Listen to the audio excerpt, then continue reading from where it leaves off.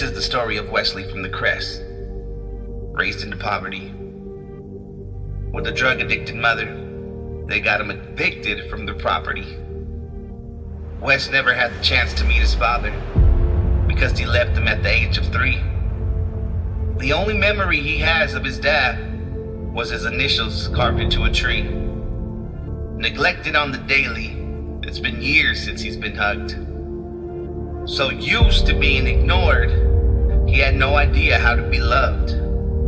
No money in his pockets, so his next meal was never certain. Stomach growling so loud, to the point it started hurting. His mom was dozed off, on the bathroom floor asleep. That's when he knew he had to leave to find something to eat. So Wes hit the streets, not knowing where he was going, till he seen a group of people beatboxing and flowing. So Wesley approached, intrigued by the music, left with little hope, and inside was feeling useless. They were all taking turns, rapping one after another. Suddenly they turned to Wes and said, "Spit what's on your mind, brother." With his eyes wide, he replied, "Why not?" So he released his thoughts and gave it all that he got. With lyrics so deep, he astonished the block. Hours passed on the clock until Wes kicked rocks to get back to his mom, because she was all in his thoughts. He couldn't help but smile as he took that long walk. He then arrives at his spot and smells noodles on the pot. He gives his mom a hug, and then they heard a loud knock. And somebody at the door, they were thinking it was cops. As he moved towards the door to peek through the peephole, his mother whispered, "Careful, son, we can't trust those people." It was a man in a white suit carrying a silver briefcase. He patiently paced as Wes tried reading the look on his face. He thought about it and figured he had everything to gain. It was a man full of joy and his outlet away from pain. He turns the doorknob not knowing what to expect of it. The man gives a grin and says, "I'm a music executive, respected in buildings that's built up with dead presidents. I heard you rapping in the circle, then I followed you to this residence, and I believe you have a talent that needs to be heard. And if you want your life to change, then just give me the word. Is this your home?" As he looked inside and seen nothing, Wesley knew this was his chance to become something. The man shakes his head and says, "Don't worry, I got you. Say goodbye to the projects and you can bring your mom too." The dude was so amused when he saw Wes performing, and instantly knew he would make a crowd favorite, having fans storming. As they exited the old project building they once called home, the man turned to them and said, "Get ready to hit the road." From riding the smelly bus to flying high first class, from drinking out of his hands to refilling his new glass. He checked his mother into rehab, then picked up the notepad. In his head he was thinking, what really could go bad? So he proceeded to work to show what he's worth. He always knew there was a reason that God had given him birth. As he brainstorms, jotting down all his struggles in life, knowing to make it right, he would have to murder that mic. Ideas coming left and right as he was sinking his ink. So focused on the music, he was forgetting to blink. He spent that whole night writing, preparing for tomorrow, where he would release his aggressions and all of his sorrows. As morning rises, he prays, thanking God for a new day. His mother was doing great, searching for a new way. As noon strikes, Wes was picked up by his new chauffeur to be transported to the studio to record his new verse.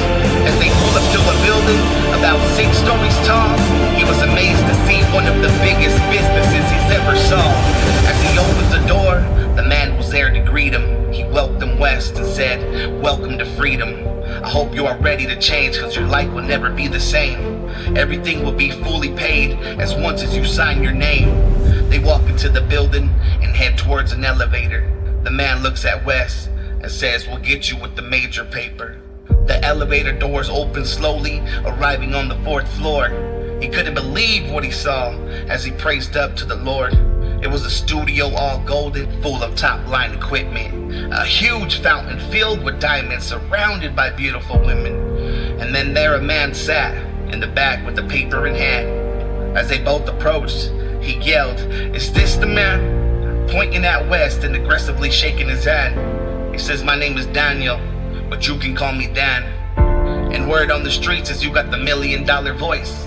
With a manager like me and an artist like you, we can make some noise. So enough of the chit chat, and let's record your hit track. But first, I'ma need you to read and sign the contract." So West skimmed through it and put his name on the line, not knowing they would slowly control his soul and mind. As smiles filled the room, everything seemed fine. So he stepped into the booth and started spitting his rhymes, raising eyebrows in the room, a masterpiece in the making. Wesley's energy filled the studio with words that were breathtaking. It was song after song and hit after hit. West was a natural, gaining better grip. The money started to pile up as his music went viral. He never imagined he'd be making music with some of his idols. But this is when the story spirals, cause Wesley's mom came back clean, only to find out that her son had become the fiend. West would work in the studio late night sniffing coke, burning cash fast as he snorts it up his nose, continuously working on his album, trying to get it complete, sweating bullets in the booth as his heart rapidly beats, living for the moment, not thinking of backlash. He was more focused on making some quick mad cash, who would work for 2 whole weeks without getting no sleep. West started losing tons of weight because he lost his appetite to eat, grinding and grinding, falling deeper and deeper, digging his own grave, getting steeper and steeper. They all told him to slow his road, but he never would listen. He was feeling invincible, like he couldn't die or go to prison. So finally he finished the album and was waiting for the outcome. He went platinum his first week when everybody doubted him. He knew he had a gift that not all could possess. He asked himself, how could he be in a hole while being so blessed? He confessed he had a problem, but still couldn't stop it. Living life in the fast lane, moving like a Russian rocket.